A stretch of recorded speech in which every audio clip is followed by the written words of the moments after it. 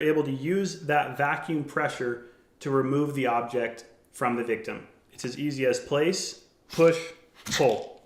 When you're finished with your training and you're ready to remove your mask, you're going to grab the mask and gently twist it to remove.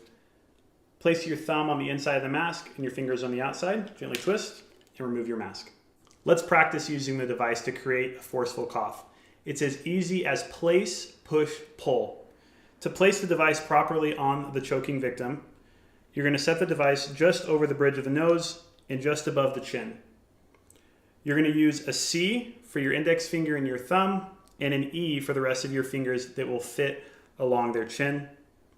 You need to hold this grip for the duration of your time using the device.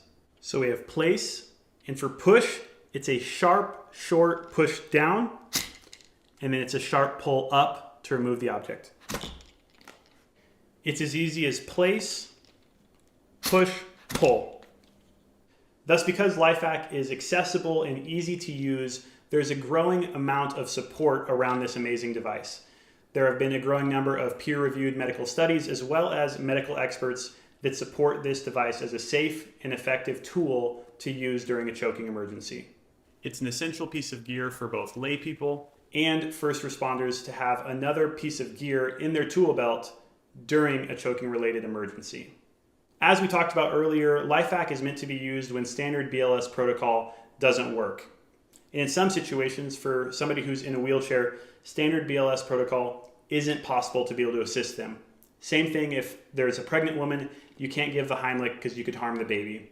And so what LifeHack does is it gives everyone a fair chance during a choking emergency to have a positive outcome and to remove that choking obstruction.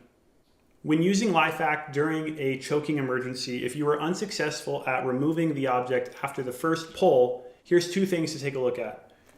First, you want to make sure that you had a proper seal. If there's not a proper seal around the victim's airway, you're not going to be able to create the vacuum to create that negative pressure to pull the object out.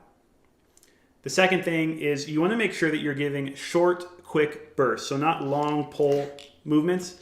You want to do quick, short bursts to be able to pull that object out. Now let's answer 3 common questions that we get about LifeHack. Can you use LifeHack on yourself? Yes, you can. You just place it over your face and use it the same way. This can be great for people that are living alone, as giving the self Heimlich can be very difficult. The second question is, can you use LifeHack on somebody with a beard? The answer is yes, although it can be more difficult to create a tight seal. There have been reported saves of people rescuing a choking victim who had a beard. And the third question is, can you use LifeHack for a person who's sitting, standing, or laying down? And the answer is yes to all 3. There have been reported saves of LifeHack being used for people who are sitting, standing, and laying down. And that's just one more reason that makes this device so powerful